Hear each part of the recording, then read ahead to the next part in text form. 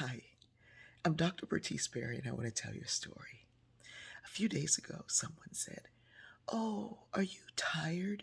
I said, "No, actually, I slept a whole day. I took advantage of Sabbath, and I really got me some. I woke up, said a prayer, went back to sleep, slept all day." They said, "Oh, you must be depressed. Single women your age really get depressed." I said, "Have you seen the statistics of suicide with black women? We ain't suicidal. We homicidal." I'm just kidding. We're not homicidal. Not really.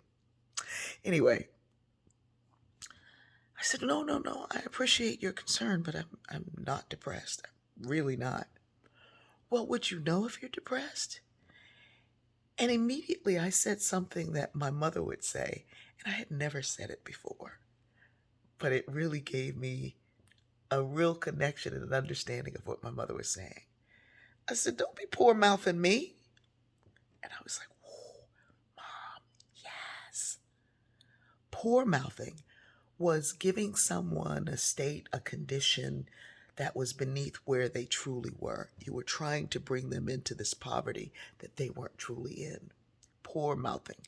You're putting that poor mouth on somebody, making them low. I remember once my mom said that, and I was like, "But we are poor." And my mother said, "We're not poor. We just don't have any money." I was trying to look for this evidence of not being poor. And my mother said, "Poverty is not just about money. It's not just about what you have. It's in who you are." My mother was deeper than any child could ever have comprehended. And it's taken me 60 years to begin to unfold the wealth and the riches that she was sharing. There is a scripture in the Gnostic Gospel, I think it's the Gospel of Thomas, where Jesus says, "Know thyself. For when you know yourself, you will be fully known.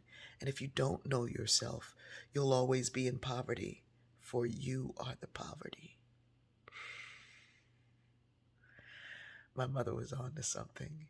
She was one of those great old philosophers that I just didn't know I had in my life until I began to see it. Sometimes we're going through some things and we see them in someone else because that's where we are. Poor mouthing. Poor mouthing is what some cultures call juju or mojo or evil eye. Trying to put on somebody else what it is you're trying to get out of yourself. "Don't go poor mouthing me," my mother said. And we were so poor that we didn't have electricity and sometimes heat, and sometimes we didn't have food.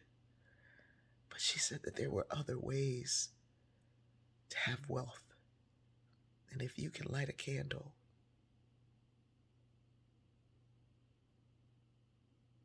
you can read a book. If you can read a book, you can see clearly. I love you. And I love that I'm beginning to see her wisdom so clearly.